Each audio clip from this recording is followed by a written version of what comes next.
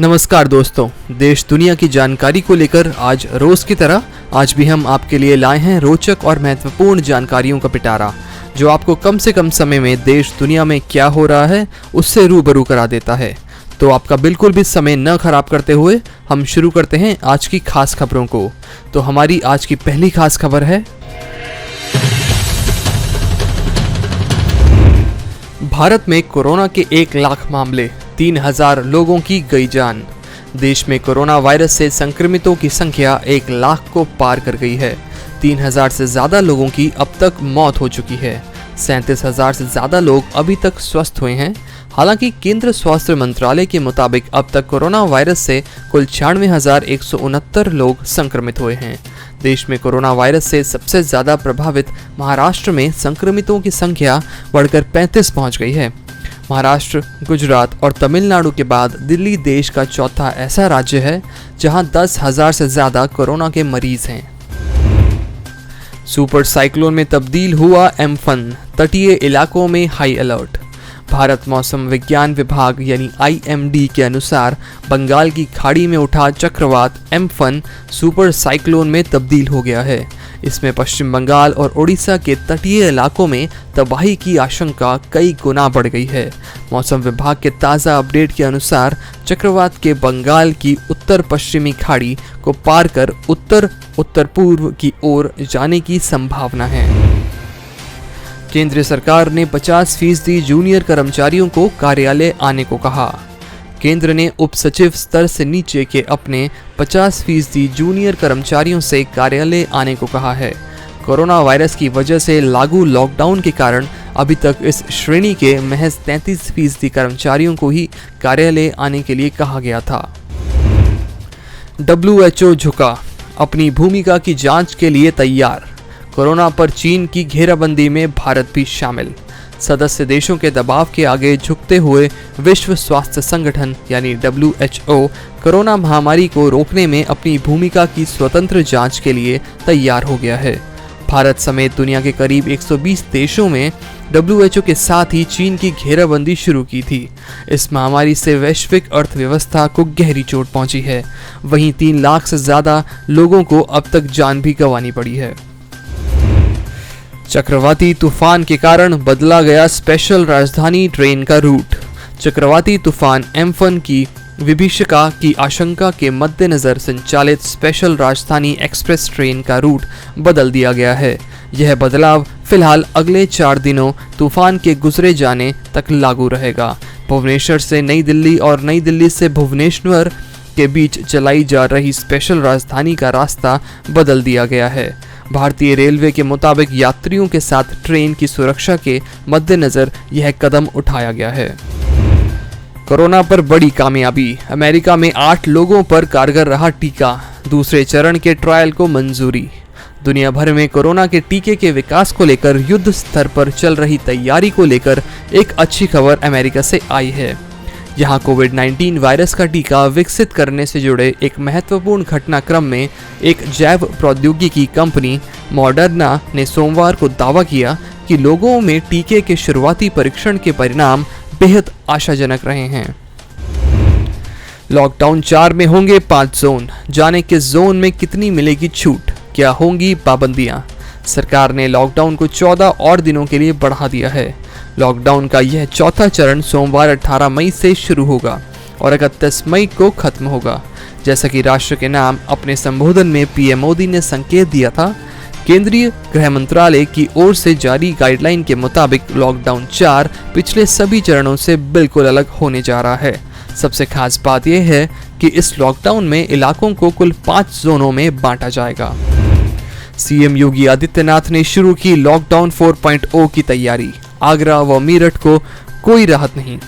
वैश्विक महामारी साबित हो चुके कोरोना वायरस के लगातार बढ़ते संक्रमण के बीच अब लॉकडाउन 4.0 की तैयारी है।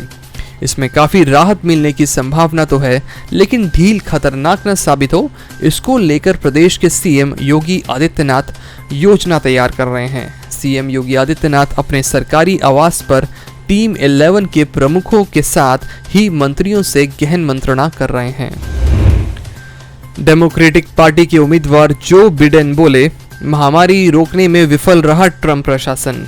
राष्ट्रपति पद के लिए डेमोक्रेटिक राष्ट्रपति पद के उम्मीदवार जो बिडेन ने कोरोना वायरस के प्रकोप के लिए ट्रंप प्रशासन की प्रतिक्रिया को खारिज कर दिया है और अमेरिका में कोरोना वायरस हालातों को लेकर ट्रंप प्रशासन को जिम्मेदार ठहराया है।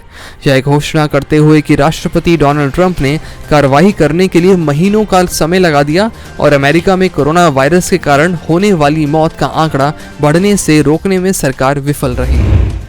पाक पीएम इमरान के सरकारी आवास तक पहुंचा कोरोना, 4 कर्मचारियों की रिपोर्ट पॉजिटिव।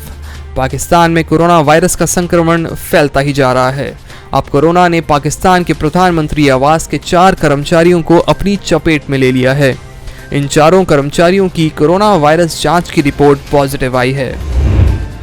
एकल कोशिका विश्लेषण विधि से कोरोना वायरस को किया जा सकता है बेअसर। सेल पत्रिका में प्रकाशित अध्ययन में कहा गया है कि वैज्ञानिकों ने प्लाज्मा से एंटीबॉडी की पहचान के लिए एक विधि का उपयोग किया। पहले के अध्ययनों का हवाला देते हुए शोधकर्ताओं ने कहा कि एंटीबॉडी से कोविड-19 रोगियों की चिकित्सा हो सकती है। अफगान राष्ट्रपति अशरफ गनी और अब्दुल्ला के बीच ऐतिहासिक समझौता, भारत ने किया स्वागत। अफगानिस्तान के राष्ट्रपति अशरफ गनी और उनके प्रतिद्वंदी अब्दुल्ला ने एक समझौते पर हस्ताक्षर कर दिए। गनी के प्रवक्ता ने कहा कि यह एक ऐसा कदम है जिससे देश के लंबे समय से चल रहे युद्ध को समाप्त करने के प्रयास किए जा सकते हैं। अब्दुल्ला ने सितंबर में चुनाव के परिणामों पर विरोध जताते हुए साल की शुरुआत में समानांतर सरकार बनाने की घोषणा की थी। गनी ने इस मौके पर कहा, अफगानिस्तान के लिए आज का दिन ऐतिहासिक है। सुप्रीम कोर्ट ने कहा, वीडियो कॉन्फ्रेंसिंग से दिन भर में एक कोर्ट में हो सकती है 40 मामलों की सुनवाई। सुप्रीम कोर्ट ने वीडियो कॉन्फ्रेंसिंग जैसी नई तकनीक की वकालत करते हुए सोमवार को कहा कि इसके माध्यम से एक कोर्ट दिन में 40 मुकदमों की सुनवाई कर सकता है। शीर्ष कोर्ट देश में लागू लॉकडाउन के बाद से 25 मार्च से महत्वपूर्ण मुकदमों की वीडियो कॉन्फ्रेंसिंग के माध्यम से ही सुनवाई कर रहा है। महामारी फैलने की आशंका को देखते हुए शीर्ष कोर्ट परिसर में प्रवेश के लिए अनिवार्य वकीलों और कोर्ट कर्मचारियों के प्रॉक्सिमिटी कार्ड निलंबित कर दिए गए हैं। कोरोना वायरस के खतरे में बचा सकता है लावा का एंटीबॉडीज। इस समय पूरी दुनिया कोरोना महामारी से बचाव और इसके इलाज की खोज में शिद्दत से जुटी हुई है। इसी क्रम में पिछले सप्ताह सेल जर्नल में प्रकाशित एक शोध आलेख में उम्मीद जगाई है। इसमें बताया गया है कि दक्षिण अमेरिका में पाया जाने वाले एक पशु लामा के खून का एंटीबॉडीज कोरोना वायरस से लोगों का बचाव कर सकता है। इसके मुताबिक लामा का एंटीबॉडीज इतना छोटा होता है कि यह वायरल प्रोटीन के रिक्त स्थानों में घुस सकता है।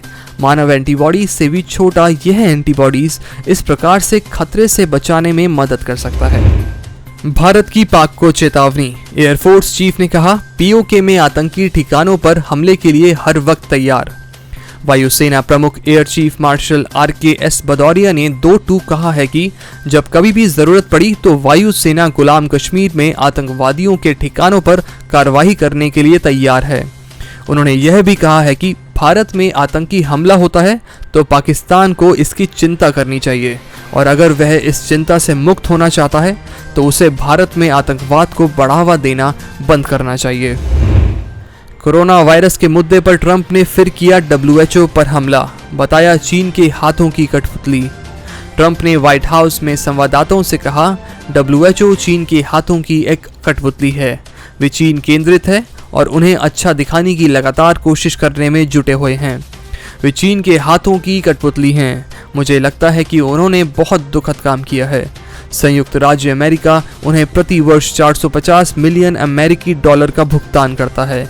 चीन उन्हें एक साल में 38 मिलियन अमेरिकी डॉलर का भुगतान करता है। पूर्व अफगान खुफिया प्रमुख का खुलासा, आतंकियों के सहारे 9/11 जैसे हमले की तैयारी में पाकिस्तान अपने पालतू आतंकी संगठन के जरिए पश्चिमी देशों के खिलाफ 9/11 जैसे एक और मामले की तैयारी कर रहा है। इसके लिए वह संगठन हक्कानी नेटवर्क यानी HQN की मदद कर रहा है। हक्कानी नेटवर्क प्रतिबंधित इस्लामी आतंकी संगठन अल-कायदा के जरिए आतंकी हमले की योजना कर रहा है। अफगानिस्तान के पूर्व खुफिया प्रमुख ने यह सनसनीखेज जानकारी दी है। और देशों को आगाह भी किया है। इजराइल में चीनी राजदूत घर में मृत पाए गए। कोरोना महामारी के बीच फरवरी में संभाला था चार्ज। इजरायली शहर तेल अवीव में चीनी राजदूत की मौत हो गई। इजराइल विदेश मंत्रालय ने कहा कि वह अपने आवास में मृतक अवस्था में पाए गए। अभी उनके मौत का कोई कारण नहीं बताया गया है। हालांकि इजराइल की पुलिस मामले की जांच कर रही है। जांच के बाद ही स्पष्ट हो सकेगा कि चीनी राजदूत की मौत किस कारण हुई। हालांकि यहाँ खास बात यह है कि इजराइल में उनकी नियुक्ति उस दौरान हुई थी जब चीन में कोरोना वायरस का प्रसार चरम पर था। कंटेनमेंट जोन को छोड़कर पूरे देश में आर्थिक गतिविधियों की मिली इजाजत। कोरोना को फैलने से रोकने के लिए केंद्र सरकार ने लॉकडाउन को 31 मई तक बढ़ा दिया है। लॉकडाउन 4 में कंटेनमेंट जोन को छोड़कर बाकी इलाकों को सभी तरह की आर्थिक गतिविधियों की इजाजत दे दी गई है, लेकिन mall, cinema hall, restaurant, hotel, metro, rail और हवाई सेवाओं पर प्रतिबंध पहले की तरह जारी रहेगा। इस बार रेड, ऑरेंज और ग्रीन जोन की परिभाषा तो वही रहेगी, लेकिन इसके तहत आने वाले इलाकों को तय करने की जिम्मेदारी राज्यों पर सौंप दी है। फलस्तीनी शरणार्थियों के लिए भारत ने दी आर्थिक मदद। यूएन एजेंसी ने की सराहना। फलस्तीनी शरणार्थियों के लिए भारत ने आर्थिक सहायता का योगदान किया है। फलस्तीनी शरणार्थियों के लिए काम कर रहे संयुक्त राष्ट्र एजेंसी ने भारत के इस योगदान की सराहना की है, विशेषकर तब जब दुनिया महामारी के संकट से जूझ रही है। भारत सरकार ने सोमवार को संयुक्त राष्ट्र रिलीफ एंड वर्क एजेंसी यानी UNRWA को $2 मिलियन की सहायता मुहैया कराई है। उबर और ओला ने फिर से शुरू की कैब सर्विस। देश के इन शहरों के यात्रियों का होगा फायदा। ऑनलाइन माध्यम से कैब की सुविधा उपलब्ध कराने वाली कंपनी ओला और उबर ने देश के कई शहरों में अपनी सेवाएं शुरू करने की घोषणा की है। सरकार द्वारा लॉकडाउन के चौथे चरण में कारोबारों के लिए नियमों में ढील देने के बाद सोमवार को इन कंपनियों के लिए यह घोषणा की है। सरकार ने देशव्यापी लॉकडाउन को कई सारी छूटों के साथ 31 मई तक आगे बढ़ा दिया है। लॉकडाउन के चौथे चरण में सरकार ने शर्तों के साथ ओला और उबर सहित सार्वजनिक परिवहन के संचालन की अनुमति दी है।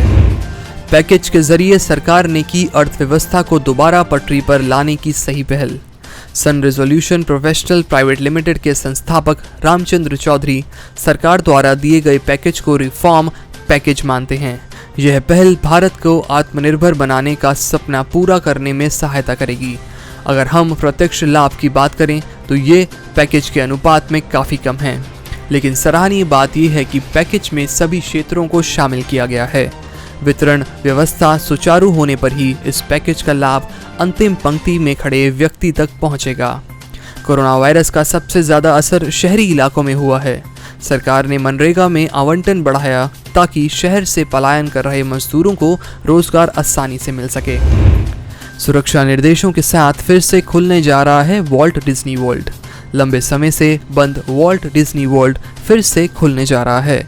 इसके एंटरटेनमेंट कॉम्प्लेक्स में कुछ दुकानें और रेस्टोरेंट खोलने की इजाज़त दे दी गई है, लेकिन इसके बाद यहाँ कुछ चेतावनी भी दी गई हैं। डिज्नी वर्ल्ड ने अपनी वेबसाइट पर एक पोस्ट में कहा कि डिज्नी स्प्रिंग में सुरक्षा के इंतजाम किए जाने के बावजूद कोरोना को काफ़ी खतरा है, क्योंकि किसी भी सार्वजनिक स्थल पर जहां लोग हैं वहां संक्रमण फैल सकता है।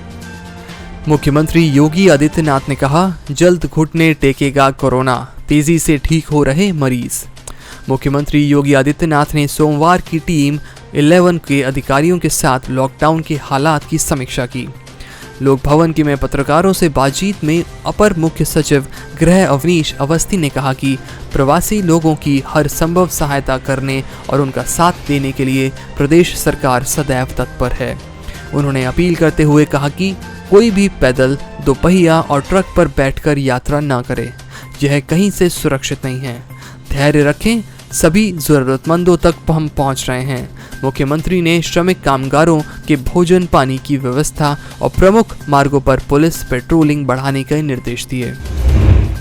आत्मनिर्भर भारत के लिए public sector enterprise policy. Strategic sector में 4 से अधिक पब्लिक सेक्टर कंपनियां नहीं होंगी। वित्त मंत्री निर्मला सीतारमण ने 20 लाख करोड़ रुपए के आर्थिक पैकेज से जुड़ी 5वें और अंतिम चरण की घोषणाएं की। वित्त मंत्री बुधवार से लगातार संवाददाता सम्मेलन कर 20 लाख करोड़ रुपए के विशेष आर्थिक पैकेज से जुड़ी जानकारी किश्तों में दे रही हैं।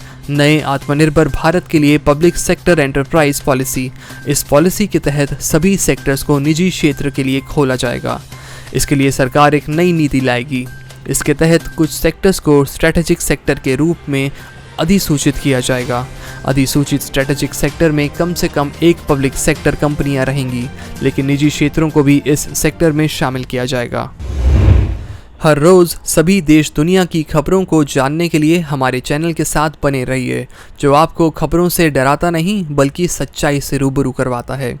तो चलिए दोस्तों, अपना ख्याल रखिए, अपने परिवार का ख्याल रखिए। कल फिर मिलते हैं, तब तक के लिए अलविदा।